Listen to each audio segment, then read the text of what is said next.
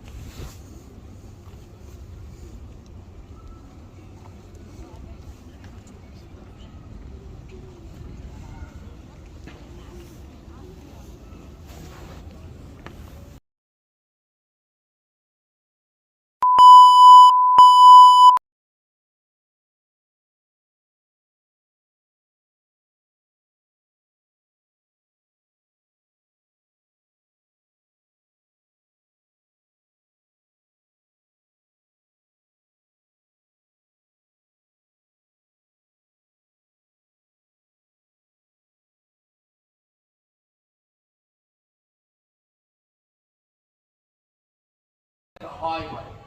At high tide, boats would pass through these gates and unload their cargoes in safety right where you are stood. Therefore, this gate was originally known as the Water Gate. Where's my American young lady where I go? Madam, don't worry. We had our Watergate way before you had yours. You'll notice there's a lot less leaves. It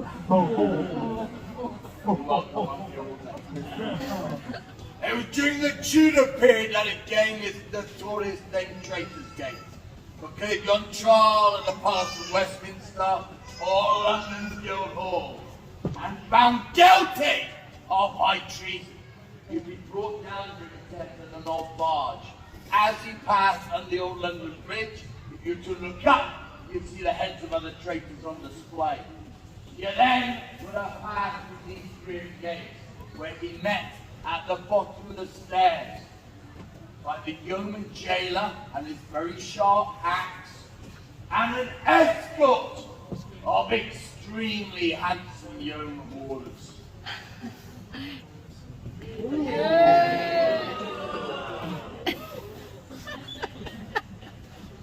You then would have been taken through the archway of the infamous Bloody Tower towards the dungeons or cells to await your fate. However, for most, it was a short journey directly down Water Lane to the top of Tower Hill, where they rendezvous with the execution block and axe. Now, amongst the many traitors to be brought through these gates behind me were no less than 4 queens of England. Queen Anne Boleyn, who I mentioned earlier in the bell tower. Queen Catherine Howard, the 5th wife of King Henry VIII. Lady Jane Grey, the uncrowned queen of only 9 days. And I'll tell you more of their stories later. Finally, Princess Elizabeth Tudor, who I also mentioned earlier, but as you are now aware, left the tower unharmed. Now, unfortunately, I'm not supposed to talk about my guided tours anymore, as I've been told off by the governor of the tower and on TripAdvisor. But I'm going to. As I am the only male Scottish Beefeater here in the Tower of London. I will tell you all of one William Wallace. And English amongst you, put your hands up now. English, put your hands up, don't be scared. Now bow your heads in shame. Now William was dragged up these stairs. He spent a lot less time than all of you have in the town already. Because back then, well, the English were snobs. They didn't recognise William's title, Lord Protector of Scotland. They classed William as a commoner. Commoners could be kept in the Tower of London, so he's taken directly down Water Lane to Smithfield Market, where he's hung, drawn, and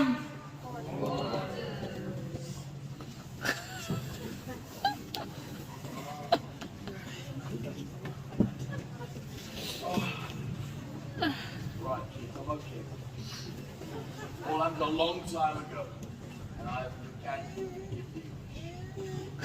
I'll tell you who I do not forgive though, and he should be brought up these stairs instead.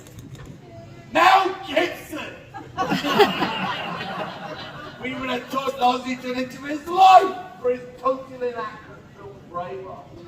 Mel Gibson would have you believe when a man is lying on a cold slab of stone, being cut from nipple to navel, having his intestines ripped out, his heart plunged from his chest and placed on a hot griddle.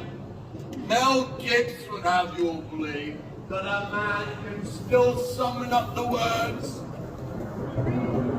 freedom! He had other things on his mind at the time, not you. I've been a bit of a distraction. And you'll see the Tower of London, more commonly referred to today as the White Tower. Built on the orders of William the Conqueror, work began in 1078, took 20 years to complete, under the direction of Gundulf of Beck, who was the Bishop of Rochester. Notice I said Gundulf of Beck, not Gandalf the Grey. It wasn't built by a wizard. Now it's the largest tower in the complex, stands just over 90 feet tall. Walls are 15 feet thick at the base, tapering to 11 feet thick on the top.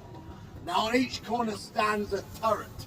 3 are square, but in the far left-hand corner is the round turret. That is where the first Royal Observatory was established. Now on top of the turrets you will see crowns with gold leaf. Below them are you will now find the pub. The towers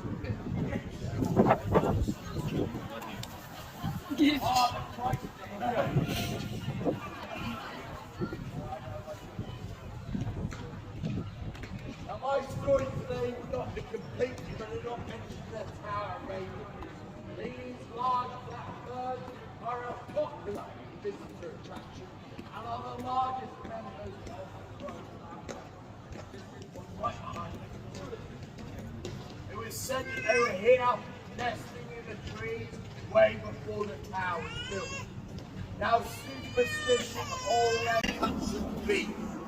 Now all the villagers outside got very jealous of our elevated position. Nicknamed us the Beefeaters. But children, I've got something, a secret to tell you. Are you ready?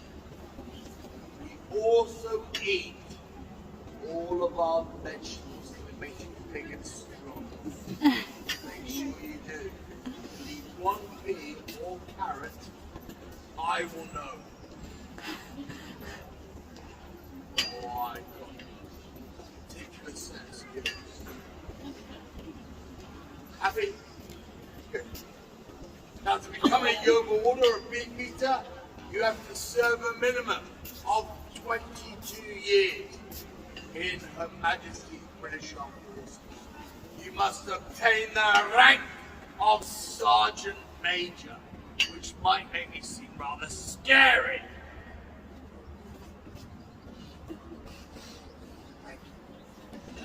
You must also hold the long service and good conduct now. I didn't get caught.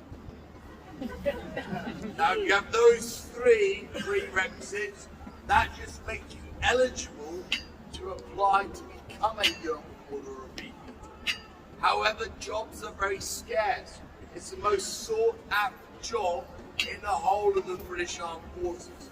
In fact, if not the world, who would not want to be the Queen's ceremonial state bodyguard? I do not know. Now I applied 3.5 years ago. There's only been 414 since reference began, so remember that. There's only 33 currently serving. When I applied 3.5 years ago, 177 warrant officers applied for that one job. I got the job because they told me I look like Paul Hollywood. I was then taken on to Tower 3, where the Yeoman Warders formed square around me. The constables then came out of the Queen's house, where I swore another oath of allegiance to Her Majesty the Queen. That then made me a Yeoman Warder, protecting the crown jewels, the Tower of London, and all you people whilst you're here. After my 6 months probation, I was taken to St. James's Palace, to the Royal Chapel in front of the Royal Clergy, where a member of the royal family sat in attendance, where I was ordained by God as a bodyguard to Her Majesty Queen Elizabeth II. But we only protect the Queen or King on those very rare ceremonial and state occasions. And because we use very rarely by Her Majesty the Queen, she's now decided we can do guided tours as well. Now I'm wearing blue Tudor undress that was given to us by King Henry VIII. Chainmail and body armour would have been worn over the top. This is not a skirt, and unfortunately for me, it's not a kilt. Leg plates would have been inserted inside to protect your lower half. Adults, if you want that kind of action, so.